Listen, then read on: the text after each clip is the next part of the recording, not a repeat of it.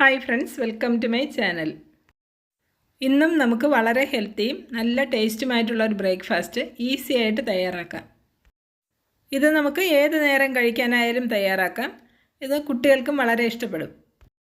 ഇതിനായി ഒരു pan ചൂടാവുമ്പോൾ 2 teaspoon നെയ്യ് ഒഴിച്ച് കുറച്ച് കടുകിട്ട് പൊട്ടുമ്പോൾ അല്പം ചുവന്നുള്ളി അരിഞ്ഞിട്ട് കൊടുക്കാം. ഉള്ളി ചെറുതായിട്ട് ചുവന്ന് തുടങ്ങുമ്പോൾ ഇതിലേക്ക് 1 ടേബിൾ സ്പൂൺ പയറുപരിപ്പിട്ട് കൊടുക്കാം. അതായത് നമ്മൾ പരിപ്പ് കറി ഉണ്ടാക്കുന്ന ചെറുപയറിൻ്റെ പരിപ്പാണ്. പരിപ്പും ചെറുതായിട്ട് ചുവന്ന് തുടങ്ങുമ്പോൾ 1 ക്യാരറ്റ് ഗ്രേറ്റ് ചെയ്തതും 2 വറ്റൽമുളക് മുറിച്ചതും ചേർത്ത് കൊടുക്കാം. ക്യാരറ്റ് ചേർത്ത ശേഷം 1 മിനിറ്റ് ഇളക്കി കൊടുക്കാം. തികച്ചും വെറൈറ്റിയും നല്ല ഹെൽത്തിയുമായിട്ടുള്ള ഒത്തിരി വിഭവങ്ങൾ ഷോർട്ടായിട്ടും ഞാൻ അപ്ലോഡ് ചെയ്തിട്ടുണ്ട്. നിങ്ങൾ എൻ്റെ ചാനൽ ആദ്യമായിട്ടാണ് കാണുന്നതെങ്കിൽ ഈ വീഡിയോയ്ക്ക് തൊട്ട് താഴെ കാണുന്ന സബ്സ്ക്രൈബ് ബട്ടൺ അമർത്തി തൊട്ടടുത്ത് വരുന്ന ബെല്ലൈക്കൺ ക്ലിക്ക് ചെയ്ത് ഓൾ എന്ന ഓപ്ഷൻ തന്നെ കൊടുത്താൽ ഞാനിടുന്ന ഓരോ വീഡിയോയും അപ്പോൾ തന്നെ നിങ്ങൾക്ക് നോട്ടിഫിക്കേഷൻ ലഭിക്കും. ഇതിലേക്ക് 1 ഗ്ലാസ് വെള്ളം ഒഴിച്ചു കൊടുക്കാം. നമ്മൾ പായസം തയ്യാറാക്കുന്ന വെർമിസെല്ലി 1/2 കപ്പ് ചേർത്ത് കൊടുക്കാം. ഗോതമ്പ് കൊണ്ടുള്ള വെർമിസെല്ലിയാണ് ഏറ്റവും നല്ലത്. നിങ്ങൾക്ക് ഇഷ്ടമുള്ളത് ചേർത്താൽ മതി. ഇതിലേക്ക് 1 കപ്പ് റവ ഇട്ട് ആവശ്യത്തിന് ഉപ്പ് ചേർത്ത് കൊടുക്കാം.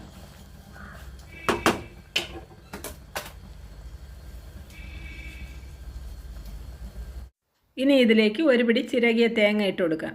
തേങ്ങ കഴിച്ചെന്ന് വെച്ചിട്ട് കൊളസ്ട്രോൾ ഒന്നും വരില്ല. അതുപോലെ തന്നെ ശുദ്ധമായിട്ടുള്ള വെളിച്ചെണ്ണയാണ് മറ്റു കുക്കിംഗ് ഓയിലുകളെക്കാളും ഏറ്റവും നല്ലത്. പാൽപ്പാട ഒന്നും എടുത്ത് വയ്ക്കാതെ വളരെ പെട്ടെന്ന് തന്നെ നമുക്ക് നെയ്യ് വീട്ടിൽ തയ്യാറാക്കിയെടുക്കാം. ആ വീഡിയോ ഞാൻ മുമ്പ് അപ്ലോഡ് ചെയ്തിട്ടുണ്ട്. ഇനി നമുക്കിതിലേക്ക് കുറച്ച് കപ്പലണ്ടി കൂടെ വേണമെങ്കിൽ ചേർക്കാം. കപ്പലണ്ടിയിലുള്ളത് ചീത്ത കൊളസ്ട്രോൾ അല്ല. കുറച്ച് എള്ളിട്ട് കൊടുക്കാം. ഇനി ഇതിലേക്ക് കുറച്ച് ഈന്തപ്പഴം കുരു കളഞ്ഞ് കട്ട് ചെയ്തിട്ട് കൊടുക്കാം.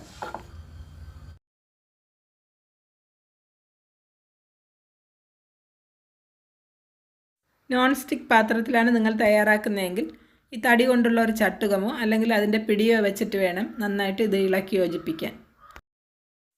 മറ്റു പാത്രങ്ങളിലാണ് തയ്യാറാക്കുന്നതെങ്കിൽ ആ തവിയുടെ പിടി കൊണ്ട് വേണം ഇളക്കി യോജിപ്പിക്കാൻ. എന്നാലേ ഈ കാണുന്ന പോലെ കിട്ടുകയുള്ളൂ.